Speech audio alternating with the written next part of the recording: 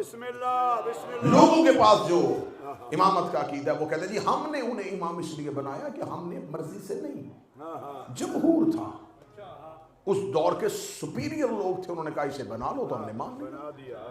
अहम लोगों ने बनाया, अच्छा चले मान लेते हैं अहम लोगों ने बनाया, तो हुआ क्या था? कहते उनकी बैयत हुई थी। तो ये जो लोग बैयत कर चुके हैं, कर रहे हैं सकीफा में नबी के जाने के बाद, इन्होंने अभी अभी 2 महीने कबल गदीर में बैयत कर ली थी।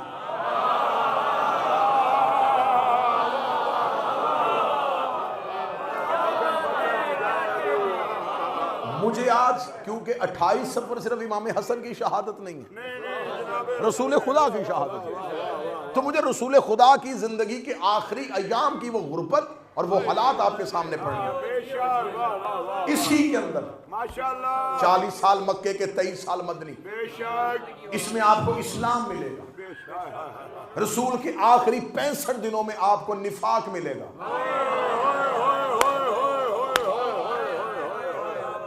ये आखिरी जो दिन है, ये अयाम है जो बड़े अहम है।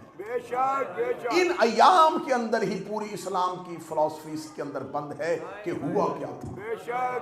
इन्हीं 65 दिनों के अंदर अली की शहादत, ज़हरा की शहादत, हसन की शहादत, क़यामत तक के हालात इन्हीं 65 दिन।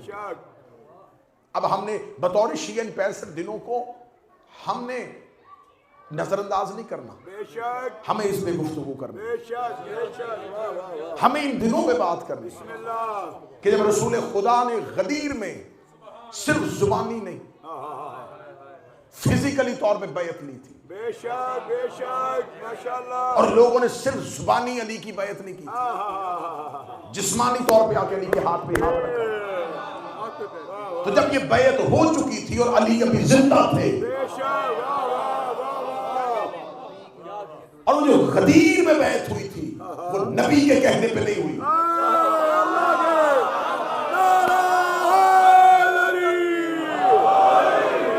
ये उस अल्लाह के कहने पे हुई है जिसने नमाज का हुक्म दिया था, जिसने रोजे का हुक्म दिया, जिसने ज़कात का हुक्म दिया, उसी ने कहा था इन्हें रोको। नबी 7 जगहों पे आए थे, जिब्राइल अमीन 7 जगहों पे, ये तो आखिरी जगह पे आके जिब्रील रसूल की सवारी के आगे खड़े हो गए। जाओ जाके मुफस्सरीन शिया को पढ़ो, 6 जगहों पे जिब्रील अमीन ने कहा, खुदा कह रहा रुकिए, रसूल कह रहे जिब्रील अमीन अल्लाह से कह दे ये मजमा अभी बिखर जाएगा, ये खत्म होने वाला है, ये मेरी 40 साल की मेहनत और फिर ये सारी मेहनत, ये इतने गज़वात, ये इतनी जंगें, ये इतनी हिजरतें, ये सब कुछ अभी एक लम्हे में ये छोड़ देगा इस्लाम। मुझे इनके दिलों के अंदर अली का बुग़्ज़ नजर आ रहा है। 6 जगहों पे जिब्रील अमीन, 7वीं जगह पे जिब्रील अमीन रसूल की सवारी के आगे। सुभान अल्लाह सुभान अल्लाह। और अब अल्लाह का लहजा भी बदल गया। वो जो मुज़म्मिल कहा करता था, वो जो मुदस्सिर कहा करता था, वो जो केसों की कसमें खाता था, वो जो चलने की कसमें खाता था, वो जो या अय्युहर रसूल,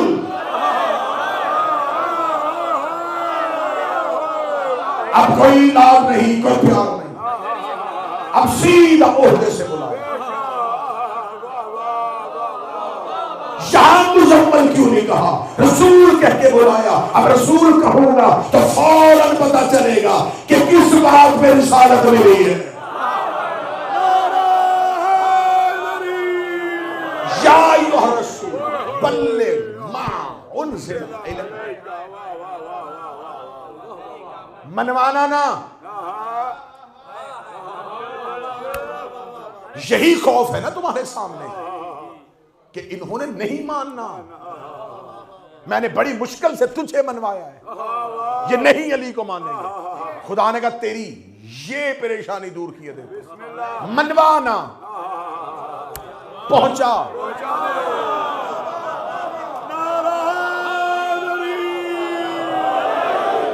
अली सिर्फ पहुंचाने का नाम, लफ्ज़ बल्लिग आया ही अली की हिदायत के साथ। और आज एतराज होता है ना कि मिंबर पे आने वालों को कहा जाता है जी अगर आप मिंबर पे आते हैं तो तबलीग किया करें, तबलीग है ही अली की विलायत।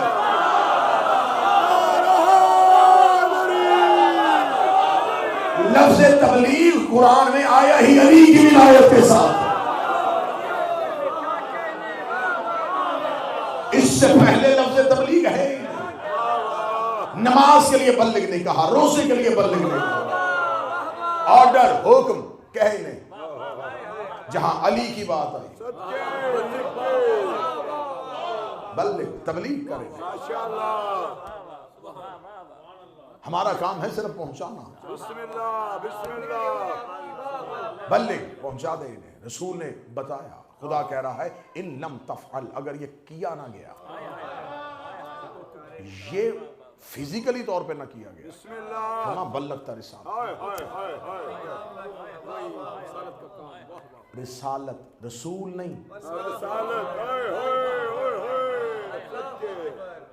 यहां इस लफ्ज के अंदर थोड़ी सी हेर फेर हो जाती है कि मैं, खुदा कह रहा है कि फिर सिर्फ तू रसूल ओहदे से नहीं, रिसालत, सिर्फ रसूल नहीं, पूरी रिसालत।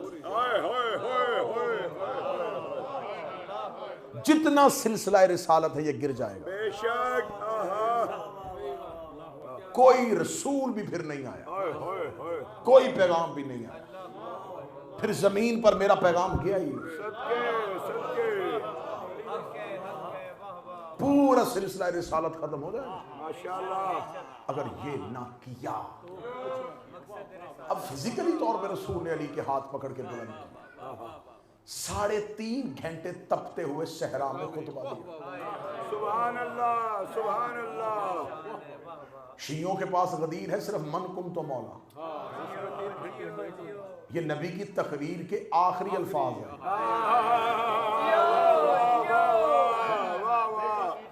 अभी अपने आप के अपनी जेब से डिवाइस निकालिए, अगर नबी का खुतबा गदीर निकालिए। क्या गदीर सिर्फ मन कुम तो मौला का नाम? इसके बाद फौरन आयत आई थी अल-यौमा यइसल्लज़ीना कफ़रू मिन दीनिकुम। तेरी तकरीर इतनी जामे थी कि आज काफिर तेरे दीन से मायूस हो गए।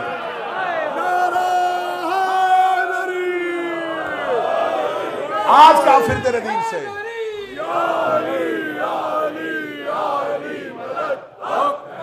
आज काफिर तेरे दीन से मायूस हो गए।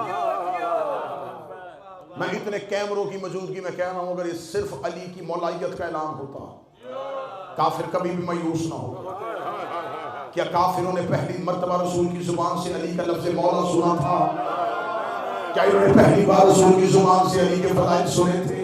सारी जिंदगी रसूल बार बार अली पढ़ते रहे। जितना रसूल ने इतना अली पढ़ा है, इतना अली पढ़ा है कि रसूल तो बहाना ढूंढा करते थे अली पढ़ने के लिए। मस्जिद में हो दिन अली पढ़ते, मिंबर पे हो दिन अली पढ़ते, हत्ता के मैदान जंग के दरमियान में खड़े होते तो अली पढ़ते। घर के अंदर अली के फज़ाइल, मस्जिद में अली के फज़ाइल, सहरा में अली के फज़ाइल, जंग में अली के फज़ाइल। रसूल ने इतनी हदीसें कह दी थी, इतनी खतरनाक हदीसें रसूल अपनी जिंदगी में कह चुके हैं। ये तो गदीर है, रसूल तो अशीर में कह चुके हैं या अली अल्ता खलीफा वज़ीरी, अली तो मेरे बाद मेरा खलीफा है, तो मेरा वज़ीर है, तो मेरा वज़ीर है। नबी ने खलीफा कहा, काफिर मायूस नहीं हुआ। नबी ने वज़ीर कहा, काफिर मायूस नहीं हुआ। नबी ने वज़ीर कहा, काफिर मायूस नहीं हुआ। या अली अंता मिन्नी बिमंज़िलति हारून बिन मूसा, अली तुझको मुझसे वही निस्बत है जो हारून को मूसा से थी। मोहम्मद ने अली को मिस्ले हारून कहा, काफिर मायूस नहीं हुआ। बाबुल हिकमा कहा, काफिर मायूस नहीं हुआ। मदीनतुल इल्म कहा, काफिर मायूस नहीं हुआ। यसूफुद्दीन कहा, काफिर मायूस नहीं हुआ। जली कहा, काफिर मायूस ना हुआ। फातिह दायल कहा, काफिर मायूस ना हुआ। मुस्तैबा बिस्मिल्लाह कहा, काफिर मायूस ना हुआ। सितारा अली के दरवाजे पे आया, काफिर मायूस ना हुआ। बदूर का रिश्ता अली से हुआ, काफिर मायूस ना हुआ। आज अली को मौला कहने पर मायूस क्यों हो गया? सिर्फ अली को मौला नहीं कहा गया था, रसूल ने अली की मौलाइयत का अकेला ऐलान नहीं किया था। तो मैं मन कुन तो मौला हूं, फहाज़ा अली मौला, जिसका मैं मौला हूं उसका ये अली मौला है। इसके बाद इसका बेटा हसन मौला है, उसके बाद इसका बेटा हुसैन मौला है, उसके बाद उसका बेटा मौला है, उसके बाद उसका बेटा मौला है, और आखिर में वो आएगा जिसका नाम मेरे नाम के साथ मिलता होगा। रसूल ने क़यामत तक के इमामों की विलायत का ऐलान किया। जबरील ने कहा बच्चों को हो जा, अब काफिर तेरे दीन से मायूस।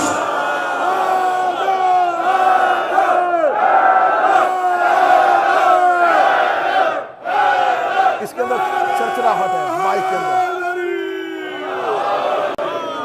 आज काफिर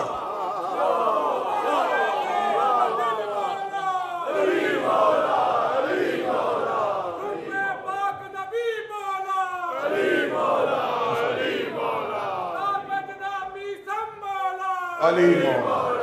खुश कर रहा है आवाज को और चिड़चिड़ाहट आ रही है आवाज के अंदर।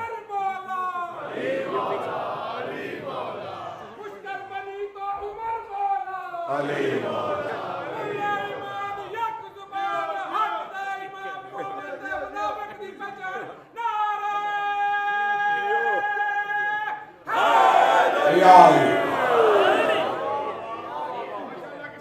तो रसूल ने क़यामत तक के लिए इमामत का ऐलान, क्योंकि ये नबी पर जरूरी था, ये नबी पर जरूरी था कि अब कोई नबी नहीं आना।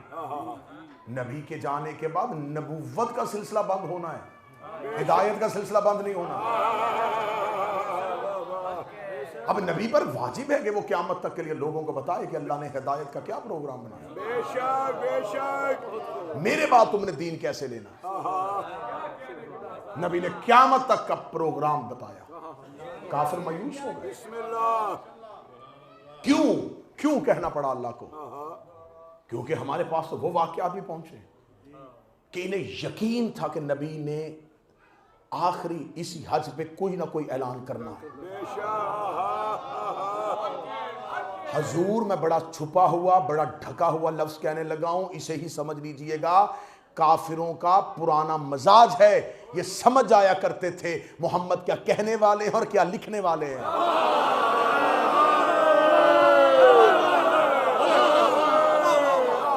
इन्हें मजाजे पैगंबर का पता चल चुका। ये नबी की तकरीर रोक दिया करते थे, ये उठ के चले जाया करते। क्या इनको अचानक पता चला कि ये होना? नहीं, क्योंकि रसूल ने इस हज पे जाते हुए हुक्मन कहा था कोई भी ऐसा नहीं होगा जो मेरे साथ ना जाए। इससे पहले नबी ने कभी इतनी ताकीद नहीं की थी। हत्ता के जनाबे अस्मा बिनते उमैस कहती हैं कि मेरे यहां बच्चे की वलादत मतवक्के थी और इन अय्याम में औरत के लिए सफर करना ठीक नहीं होता। मैंने अपनी एक कनीज के जरिए नबी को पैगाम भेजा कि या रसूल अल्लाह, क्या मैं इस हालत में सफर करूं? रसूल ने कहा हां, तुम्हें भी करना है। और वो कहती है कि मुझे नबी की हिकमत तब समझ में आई जब मैं रसूल के साथ सफर हज से वापस आया। गदीर में खेमे लगे, लश्कर रोक लिया गया, ऊंटों से सामान उतारा। मैंने अपनी कनीजों से कहा कि मुझे किसी साए में किसी जगह पे बिठाओ। उन्होंने कहा कोई साए का इंतजाम नहीं है, दूर दूर तक सहरा है, कोई शजर नहीं है। उसने कहा मेरे लिए कोई चादर तान दो, मैं नीचे बैठ जाऊं, मेरे को खैमा नस्ब कर दो, क्योंकि मुझे लग रहा है कि मुझे किसी बच्चे की विलादत होने वाली। खैमा नस्ब कर दिया गया, खैमा नस्ब हुआ, रसूल ने उधर पलानों का मिंबर बना दिया। इधर मेरी तबीयत बिगड़ गई, उधर नबी ने तकरीर करनी शुरू कर दी।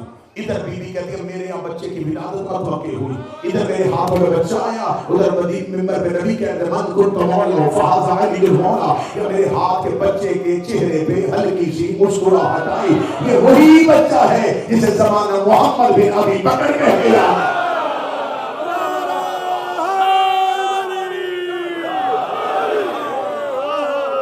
और ये कहती है कि जब मैं गई थी मौला अली की बैत करने के लिए तो मेरे हाथ में वो मेरा बच्चा, चंद घंटों का बच्चा वो मेरे हाथ में था। और मैंने, क्योंकि मौला अमीर अल मोमिनीन जब औरतों से बैत लेते थे तो सामने पानी का एक मट्टी का एक प्याला जिसके अंदर पानी है, अली हाथ रख के उठा लेते थे और फिर मस्तूर वहां पे हाथ रख के बैत करते। वो कहते जब मैं बैत करके जाने लगी तो अली ने फरमाया अस्मा बच्चे की बैत नहीं करवाएगी।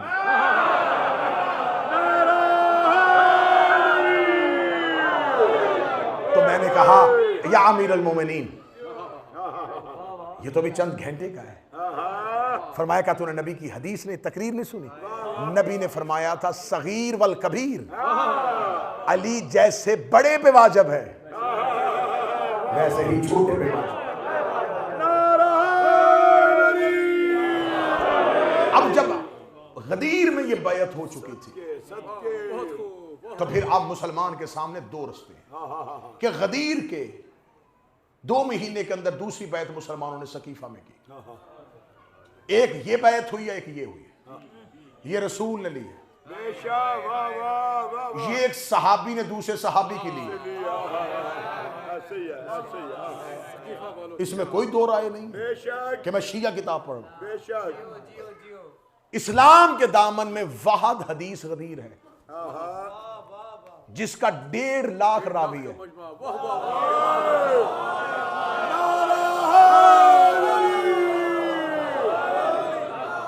किसी हदीस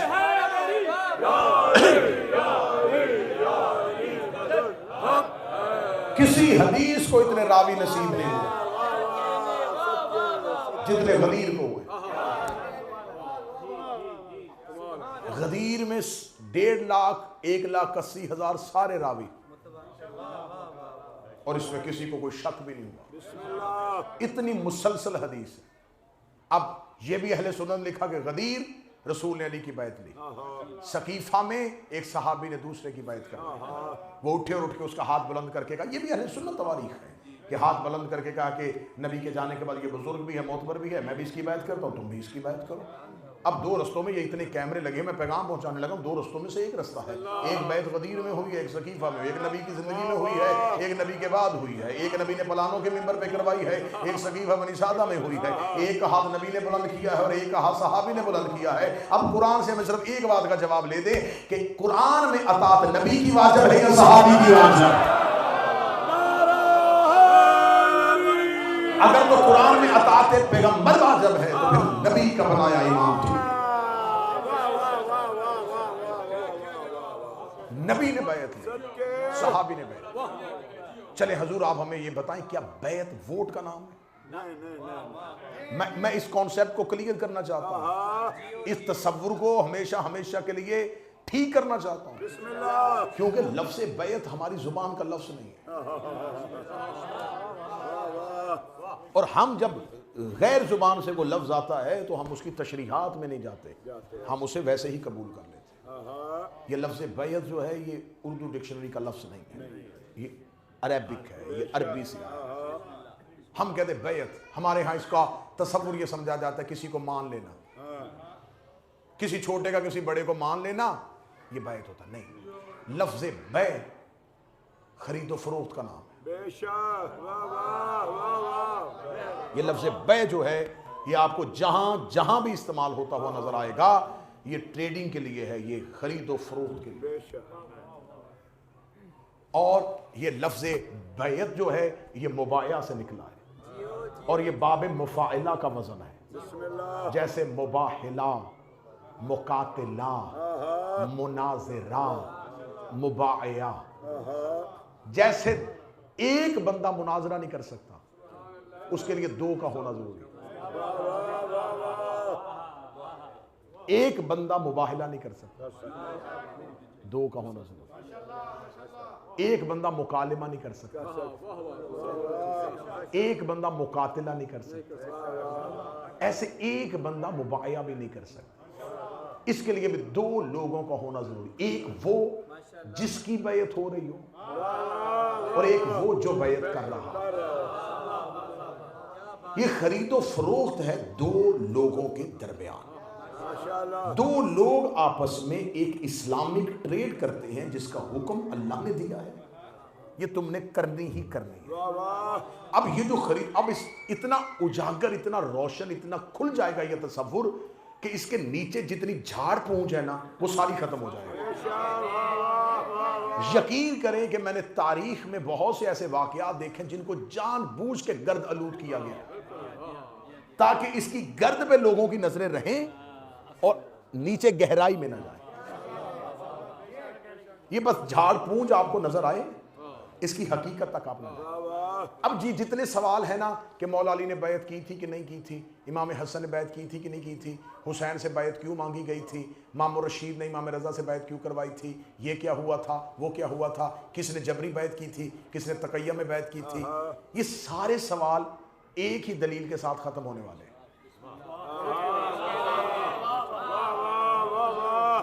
और ये दलील अल रज़ा फाउंडेशन मैनचेस्टर में आने लगी है और ये दलील हमें इसके बाद जितने नीचे सवाल है ना कि जब हम इस बहस में जाते हैं जी मुनाजरा हो गया जी, शुरू करें जी मौला अली ने बैत की थी जी किसने किस रावी ने कहा जी रावी ठीक नहीं है, नहीं जी इस रावी ने ये भी रवायत की है।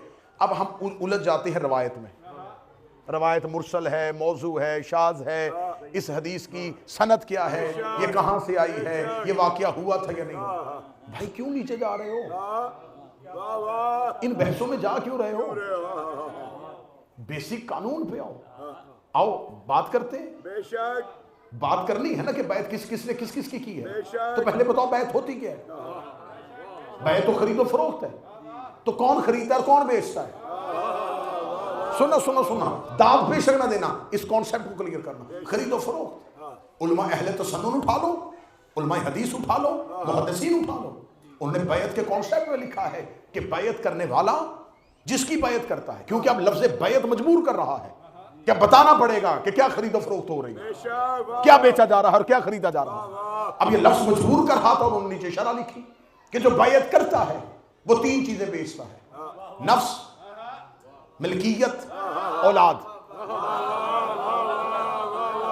और जो बैत करवाता है वो उसके बदले में उसे एक चीज देता है, जन्नत। ये लिख दिया है उलमाए अहले तसव्वुफ ने कि बैत करने वाला नफ्स बेचता है। अब उसका जो नफ्स है उसके पास, लेकिन हवाले उसके कर दिए। क्या मेरा नफ्स जब जहां चाहे इस्तेमाल कर लेना, ये मेरी मलकियत, मेरी मेरास है, मेरी प्रॉपर्टी है, मेरी जगह है, जब चाहे जहां चाहे इस्लाम के लिए मुझसे ले लेना। ये मेरे बच्चे, मेरी औलाद है मेरे, जब चाहे जहां चाहे राह हक के लिए मुझसे ले लेना। नफ्स मलकियत औलाद दे दी जाती है, जन्नत खरीद दी जाती है। अल रज़ाक फाउंडेशन में दलील दे के जाना, और नौकर के दलील अच्छी लगे तो जुबान से मेरी तारीफ कर लेना। हर एक उलमा अहले तसव्वुफ ने लिखा कि बैत करवाता वो है जो जन्नत देता हो, तो बैत होती उसकी है जो जन्नत दे सकता हो।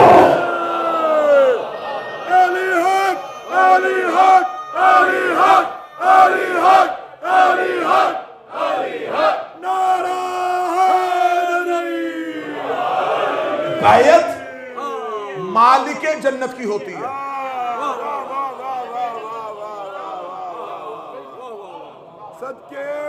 बैत होती है जन्नत के मालिक की। एक तरफ आपने लिख दिया कि उन्होंने बैत करवाई थी, दूसरी तरफ आपने लिख दिया कि उन्होंने हसन से कहा था लिख दे ताकि हम जन्नत में चले जाएं। भाई बैत तो करवाता ही वो है जो जन्नत दे सकता है। तो आओ भी पूछो नबी से, नबी ने अपनी जिंदगी में कह दिया या अली अंत कसीमुन नार वल जन्नत, ऐ अली जन्नत और दोज़ख तू सकती। सुभान अल्लाह। और हसन हुसैन छोटे थे, बचपन में थे, उन्हें गोद में बिठा कर अल हसन वल हुसैन सैयदा शबाब अहल जन्नत। अगर रसूल कहते ना हसन हुसैन जन्नत के सरदार हैं, हदीस पूरी ना होती। आज मौलवी कहते हैं ना बच्चों के, क्योंकि जिस टाइम ये हदीस कही गए बच्चे थे। नबी की निगाहें देखो कहां थी। नबी उन्होंने गोद में बिठाकर अल हसन वल हुसैन सैयदा शबाब अहल, ये जन्नत के जवानों के सरदार हैं। रसूल ने उन्हें गोद में बिठा के कहा मेरा बच्चा भी तुम्हारे जवानों से अफजल है। अपनी बेटी के लिए कह दिया ये जन्नत की खवातीन की सरदार है। तो नबी तो जन्नत के मालक क्लियर कर दिया कि ये जन्नत के मालक है। अब जिसने बैत करनी है, अब अगर ये किसी की बैत करें भी तो मांगे क्या?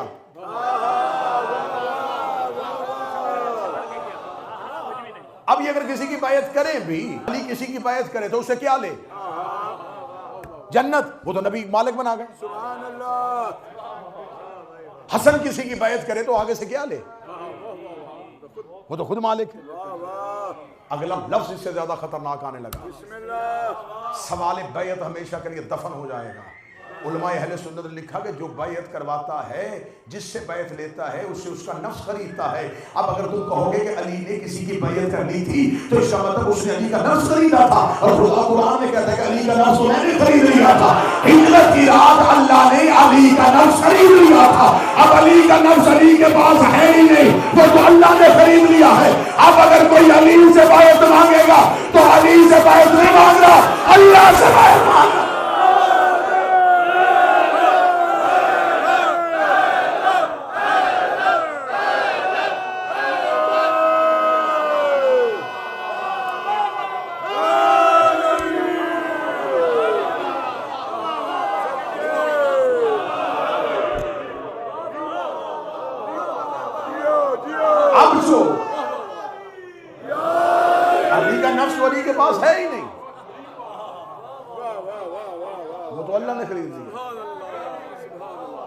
और ये सौदा इतना वाजे है कि इसकी एक कॉपी कुरान में पड़ी हुई है।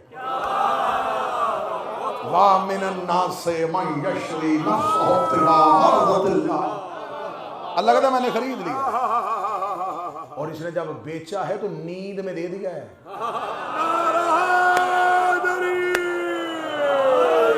अली हिजरत की रात सोए, अब चेहरे मजबूर कर रहे और मैं गहराई में उतरने लगा हूं। अब मुझे नहीं पता ये रोशन चेहरे साथ चलेंगे या मैं गहराई में लगा। अल्लाह कह रहा है कि मैंने अली का नफ्स खरीदा है। खैबर के मैदान में नहीं, खंदक में नहीं, दिन की रोशनी में नहीं, बिस्तर पे सोए हुए अली सोया हुआ था, मैंने खरीद लिया है। खुदा कुरान में कहते जब तुम सोते हो तो तुम्हारा नफ्स तुम्हारे बदन से निकल के आ जाता है।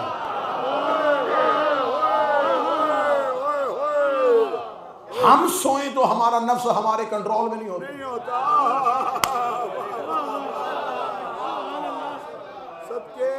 अल्लाह ने अली का नफ्स अली की नींद में खरीदा।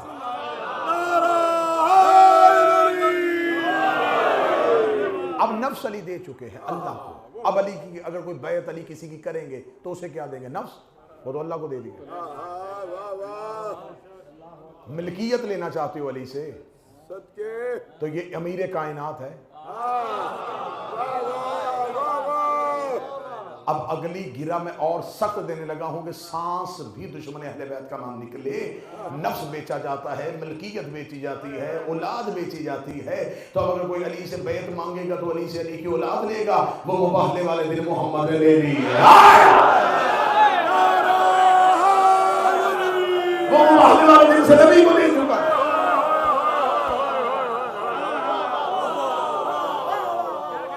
अब ये बैत हो कैसे सकती है?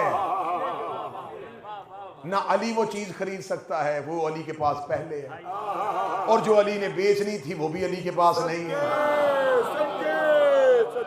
अब इस कानून के मुताबिक अब जितने नीचे सवाल गए बेशक बेशक ये लफ्ज़े बैत का तकाजा है वही पूरा नहीं हो रहा।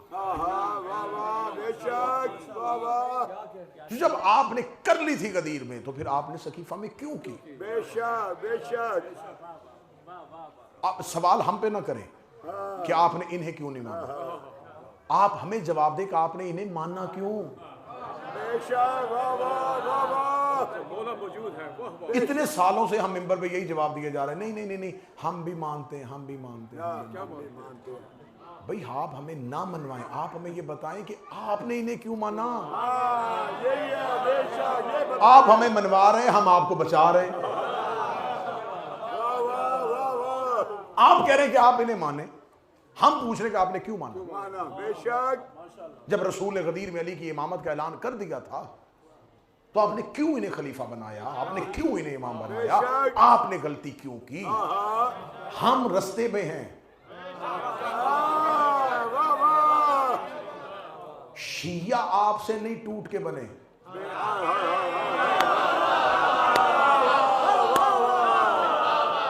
और ये ज़हन में रखना, शिया इस्लाम के फिरके का नाम नहीं, शिया इस्लाम का नाम। शिया ग्रोह नहीं, शिया मजहब है। हाँ, इस्लाम ने गदीर में अपना नाम शिया रख लिया था।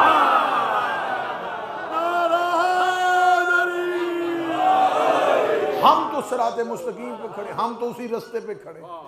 हजूर आप हमें छोड़ के गए। नहीं जी आप कहते हैं तो फिर रसूल अल्लाह ने जब ऐलान कर दिया था तो रसूल अल्लाह ने इसकी ताकीद क्यों नहीं की? लिखा है आपकी किताबों में, लिखा है।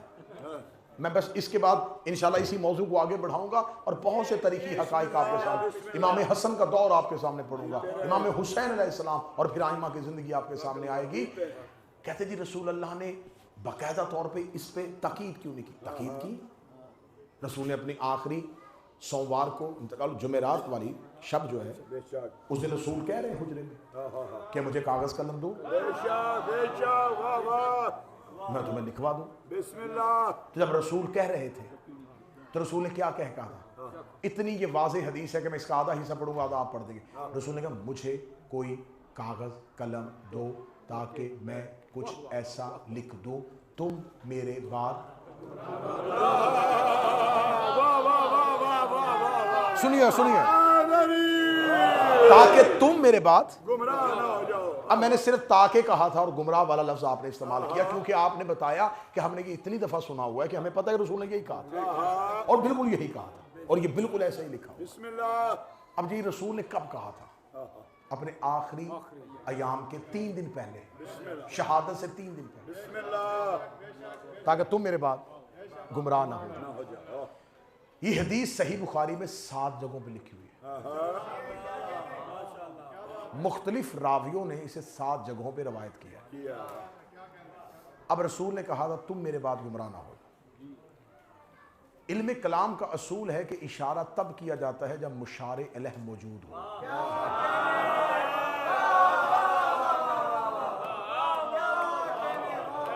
अब ये मजलिस में इतने कैमरे लगे हुए हैं, मैं अभी इसी मजलिस में कहूं कि तुम थोड़ा थोड़ा करीब हो जाओ, तब जो लाइव मजलिस सुन रहा है ना वो तो सोफे से नहीं उठेगा, क्योंकि उसे पता है ये उन्हें कह रहे हैं जो सामने बैठे हैं।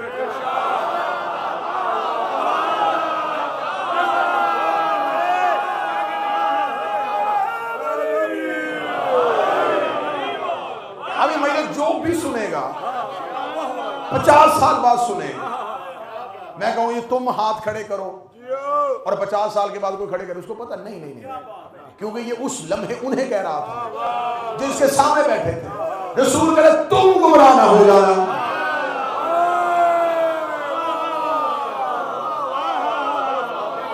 भैया कोई आम शख्स नहीं बोल रहा, ये वो बोल रहा है जिसकी जुबान पे अल्लाह बोलता है। अब उन्होंने ये नहीं कहा कि कुछ ऐसा लिखवाओ ताकि तुम्हारे बाद आने वाले, काश काश काश आप कहते शियों को सहाबा से दुश्मनी हो, काश नबी कह देते, हमें क्या जरूरत थी, हम इस पंगे में पड़ते। लड़ाइयां अपने गले में डाल के फिर रहे होते, गालियां पूरे मुल्क की खा रहे होते, हमें क्या जरूरत थी, रसूल कह देते कि भाई तुम नहीं, तुम तो क्या कहने, तुम तो बड़े अच्छे लोग हो, तुम तो सारे ही आदिल हो, तुम तो सारे हिदायत के सितारे हो, तुम तो कमाल बंदे हो, तुम्हारी तो मुझे फिक्र ही नहीं है, तुम तो इतने पक्के लोग हो। ये तो मैं बाद में आने वालों की बात कर रहा हूं, नबी ने बात खोली ही नहीं, नबी ने कहा तुम गुमराह ना हो जा।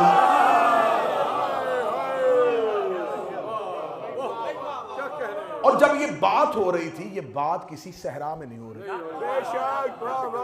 कि नहीं नहीं नहीं वो सामने वाले वो एक बंदा ऊंट पे बैठा गुजर रहा था, हजूर घर के अंदर रसूल के प्राइवेट हुजरे में,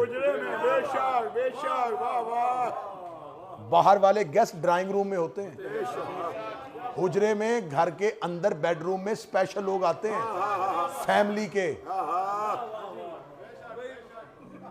और ये सही बुखारी ने लिखा है कि रसूल उस वक्त अपने जाती हुजरे में नहीं थे, रसूल की एक ज़ौजा थी जनाबे आयशा, उनके हुजरे में थे। तो उस हुजरे में उस बीबी के जितने फैमिली के लोग वे वो भी थे।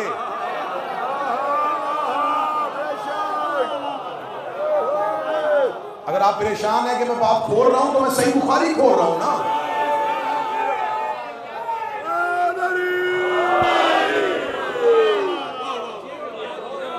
हाँ, बीबी उम्मे सलमा का हुजरा होता, हम कहते बीबी उम्मे सलमा की, भाई जिस बीबी का हुजरा होगा, कैसे हो सकता है कि किसी बीबी का अपना जाती हुजरा हो और कोई गैर उस हुजरे में चला जाए। इस हुजरे में 2 ही लोग हो सकते हैं, या नबी के रिश्तेदार या बीबी के रिश्तेदार, और जो नबी के रिश्तेदार होते हैं उन्हें अहले बैत कहते हैं। और अहले बैत के लिए अल्लाह तहारत की आयत भेज चुका है कि इन्हें गुमराही का खतरा कोई नहीं है,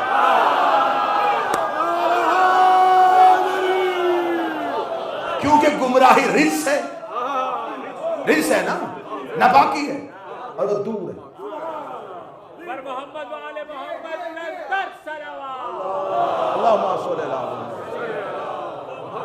अब इन्हें तो नहीं खतरा, मैं बिल्कुल बात खोल रहा हूं ताकि कोई अबहाम बाकी ना रहे। अगर आप थोड़ा कहें मैं थोड़ा और जूम आउट करूं, भाई अब ये हुजरा है। हमदानी साहब ये बाहर सहरा तो नहीं कि मस्जिद थी ओपन पब्लिक बैठी हुई थी रसूल ने कह दिया, नहीं, घर है। घर में मखसूस लोग, सहन होता फिर भी बात पकड़। ये उन बीबियों के अलहदा हुजरे, उनमें से एक ज़ौजा का हुजरा। अब उसमें दो तरह के लोग हो सकते हैं, या नबी के या उस बीबी के। नबी के अहले बैत को कुरान की आयत सामने खड़ी है, इन्हें इनके लिए तो युताहिरकुम तत्हीरा आ चुकी है, ये तो पाक है, इन्हें गुमराही का कोई खतरा नहीं। अब अगर मजीद जूम किया तो पीछे बच गए वो खास लोग जो उसके उस ज़ौजा के रिश्तेदार होंगे, वो खड़े थे। अब यहां पर बात खुल गई, बड़ी खुल गई, क्योंकि बुखारी लिख गया कि जब रसूल ने ये कहा तो उसी हुजरे में एक शख्स उठा। सुनना सुनना सुनना सुनना सुनना, सुक्की लानते ना डाला करें। आपको लानत भेजने की जरूरत नहीं, हकीकत इतनी अच्छी होगी कि उनका मानने वाला भी कहेगा लानत है भाई। लानत तो फिर हुई ना। और यकीन करें आप मेरे तजर्बे से फायदा उठाएं। आप इतना अच्छा, इतना खोल के, इतनी क्लियर बात पहुंचे कि लानत उनके मुंह से निकली। वो कहेंगे हम किधर खड़े रहे। और ऐसा हुआ है, मैंने लातादाद जगहों पे ऐसा देखा है कि जब उनके सामने हकायक रखते हैं तो वो कहते हैं जी बस हमें तो ये पता ही, हमें तो ये बताया ही नहीं गया, हमें तो ये सुनाया ही नहीं गया। अब वो ये कह सकते हैं कि हमें नहीं सुनाया गया, लेकिन इस मिंबर को कम से कम सुनाना चाहिए। अब उनके पास तो गुर्बत है, इल्मी गुर्बत की, उनके पास तो वो बताते ही नहीं उनको, उनके बच्चों को तो बताते नहीं। अब उनके चेहरे भी इस तरफ हैं कि यार ये हमें नहीं बताते, ये बताएंगे। और यहां पर जो बैठता है, यहां वाले कहते हैं जी ये ना बताएं, कुछ और बताएं।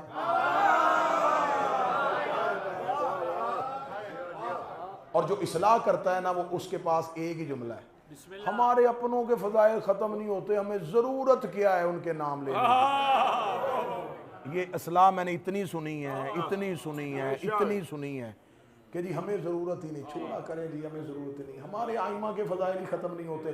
तो अल्लाह को कहो ना कि मूसा की बात करे, फरौन की बात क्यों करता है? मेरे लिए जरूरत ही नहीं है, तो आदम की बात कर, चोर के चोर नहीं कहोगे तो कैसे पता चलेगा? इब्लीस की बात। ये तरीका परवरदिगार का है, हक भी दिखाओ, गुमराही भी दिखाओ, फिर फैसला उन पे छोड़ो। क्या आपने हक को कबूल करना या गुमराही को कबूल करना? बस मैं इस पे बात खत्म करने लगा और इंशाल्लाह इसी मौजू को लेके आगे चलेंगे कि रसूल अल्लाह ने कहा लिखवा लो। एक शख्स ने उठा, उसने कहा हमें जरूरत नहीं है, हमारे लिए अल्लाह की किताब काफी है। इसमें मैंने 1 या 2 साल कबल इमरान भाई ब्रैडफोर्ड हुसैनिया में खमसे के दौरान खमसा पढ़ा था, उसमें मैंने इसी हदीस किरतास को, लश्कर उसामा को भरपूर तरीके से पढ़ा था।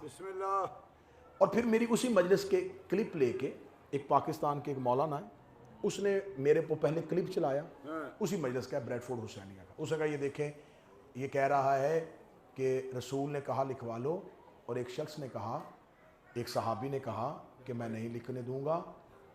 तो इसको ये नहीं पता कि इसने ये कह के इल्ज़ाम सहाबी पे नहीं लगाया, इल्ज़ाम रसूल पे लगा दिया है। क्योंकि अगर वो लिखवाना इतना ज़रूरी होता कि उसके अंदर मुसलमानों की गुमराही से बचने का नुस्खा था, और वो इतना अहम डॉक्यूमेंट था, इतनी अहम चीज़ थी, और उस सहाबी के मना करने पर रसूल रुक गए, तो इसका मतलब कसूर रसूल का होगा। सुनिएगा, फिर कसूर तो रसूल का हुआ, फिर इसका मतलब ये ब्लेम रसूल पे कर रहा है।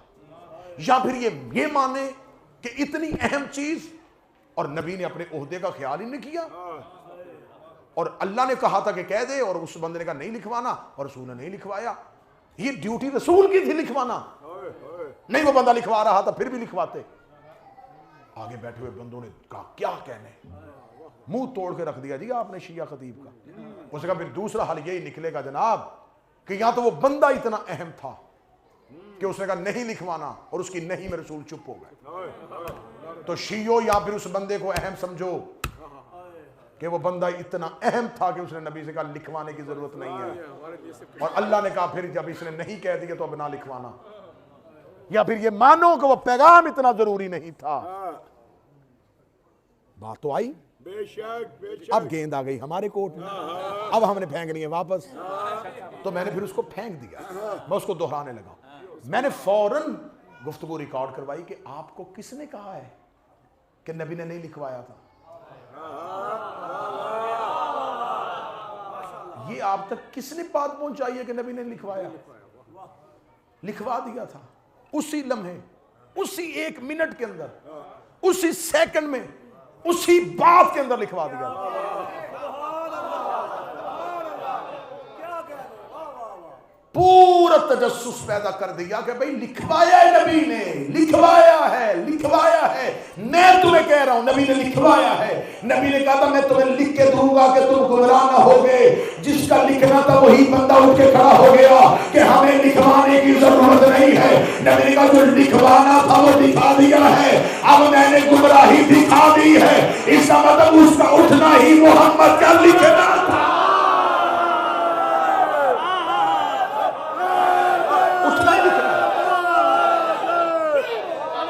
लिखा गया, लिखा गया, लिखा गया। अब जो भी हदीस किरतास लिखेगा वो लिखेगा कि नबी ने लिखवाना था। नबी का काम होता है हिदायत को गुमराही से अलहदा करके दिखाना।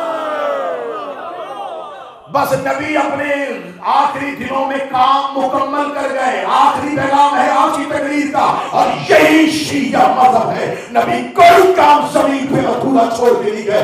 नबी के सिर में 2 काम थे, एक हिदायत करना था, एक गुमराही को हिदायत से जुदा करके दिखाना था। नबी ने गदीर में अली को खड़ा करके हिदायत दिखा दी, हुजरे में बच्चे ने खड़े होकर गुमराही दिखा।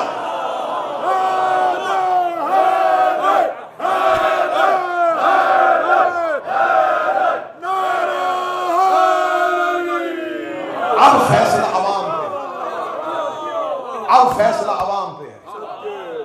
गदीर में भी दिखा दिया, हुजरे में भी दिखा दिया। सदके सदके जो चीज लिखवानी थी वो लिखी गई, लिखा गया है कि लिखवाने लगे थे और मना किया गया। ये मना ही मोहम्मद का लिखना था।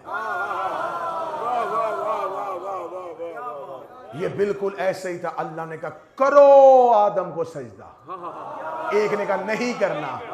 खुदा ने कहा तेरा नहीं करना ही मेरा लिखवाना। क्या अल्लाह को नहीं पता था कि ये जो बैठा इसने सजदा नहीं करना? उसने पहले क्यों नहीं उठाया? उसने कहा मैं नहीं उठाऊंगा, एक वक्त आने दे, ये खुद उठेगा। सदके सदके सदके मैं उठाऊंगा तो फरिश्ते फौरन सोचेंगे वो तो बैठा हुआ था, वो तो सजदे कर रहा था, वो तस्बीहां कर रहा था, क्या हुआ, क्यों उठा दिया, क्यों निकाल दिया? खुदा ने कहा बैठा रहने दो, मैं नहीं उठाऊंगा, ये खुद उठेगा। मैं कहूंगा सजदा करो मुझे, ये नहीं उठेगा। मैं कहूंगा मेरी तस्बीह करो, नहीं उठेगा। मैं कहूंगा मुझे अल्लाह मानो, ये फिर भी नहीं उठेगा। जैसे मैं कहूंगा ना इन्नी जाइलुन फिल अर्ज़ि खलीफा, मैं खलीफा बनाने वाला हूं, ये फौरन उठेगा। मेरे मालिक क्यों, इसे तेरे खलीफा दुश्मनी फरमा? नहीं नहीं, ये खुद बनना चाहता है।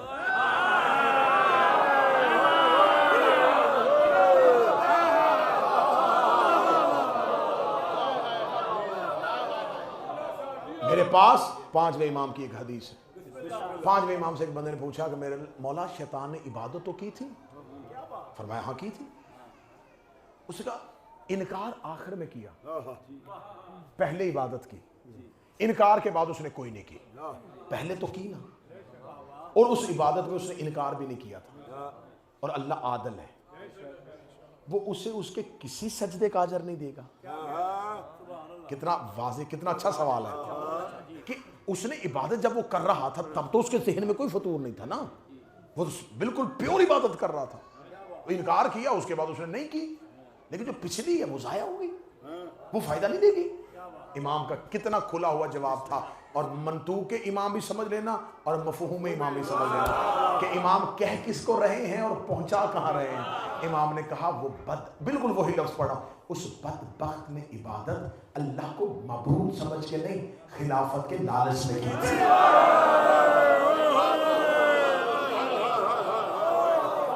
उसने जब इबादत की थी उसके जहन में अल्लाह की माबूदियत नहीं थी, उसके जहन में लालच छुपा था कि इसने खलीफा बनाना है। मैं इतनी इबादत करूंगा, इतनी इबादत करूंगा, इतनी इबादत करूंगा। मैं पिछली सफ़ों से निकलता निकलता फरिश्तों की अगली सफ़ में मैं आया बाद में हूं। आप मेरा मंतूक सुन रहे हैं? ये खल्क फरिश्ता नहीं हुआ था, ये खल्क फरिश्ता नहीं हुआ था। बेशक बेशक, फरिश्ता तो था ही नहीं, जिन था। ये बाद में आया, बाद में अलैहिस्सलामों में आया था, फिर अपनी तेजी के साथ आगे आ गया। इसके जहन में था इलेक्शन वन साइडेड हो जाएगा, मेरे मुकाबले पे कोई खड़ा ही नहीं होगा। ये सामने आके बैठ गया। ये पीछे से जब चला था, जब आया था तब भी इबादत नहीं, लालच। बैठा लालच, आगे आया। अभी तो इस बदबख्त की कोई औलाद नहीं थी।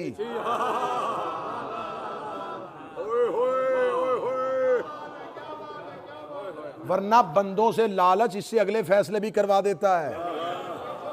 चले जिसने समझ लिया, मैं दोनों हाथों से दाद दे रहा। काश कोई बारीक बंदा बैठा होता।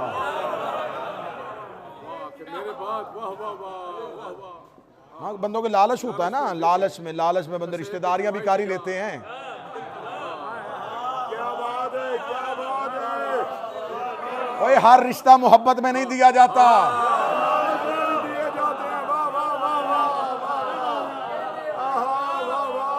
नबी ने आखिरी अयाम में दीन का काम मुकम्मल कर दिया। नबी ने गदीर में काम, नबी ने हदायत और गुमराही को अलहदा-अलहदा करके दिखाया। अब उसके बाद हिदायत भी नुमाइंदे भेजती रही, गुमराही भी नुमाइंदे भेजती रही।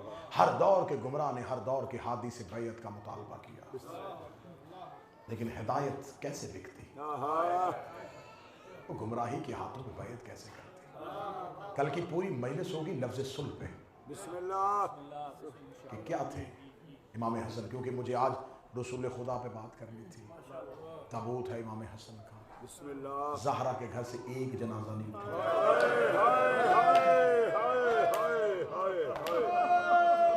आज ज़हरा के घर से 2 जनाजे उठे। एक बाबा का जनाजा, एक बेटे का जनाजा। बाप का जनाजा भी गुर्बत में उठा, बेटे का जनाजा भी गुर्बत में उठा। कहां मक्का से नबी ने इस्लाम फैलाना शुरू किया।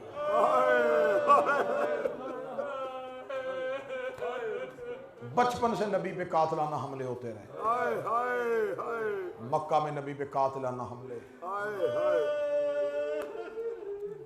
पत्थरों से मारा गया मेरे नबी को। ताइफ की वादियों में पत्थर मारे, इस नबी के रास्ते में कांटे बिछाए गए। जानवरों की गंदगी सजदे की हालत में नबी के सर पे रखी गई। वो तो बेटी जिंदा थी, मस्जिद में गई, बाबे के सर से लहू साफ किया,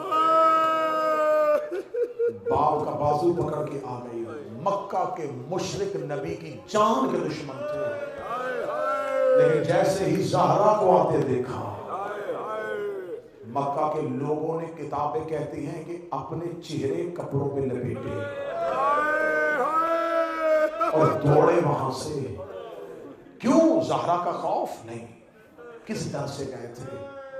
क्योंकि अरब के वहशियों ने कुछ चीजों के उसूल बनाए थे। इनके असूल में था किसी को कत्ल कर रहे हो अगर बेटी आ जाए तो कातिल वहां से उठ के चला जाता था। ये अरब के मुशरिकों के और वहशियों के असूल थे।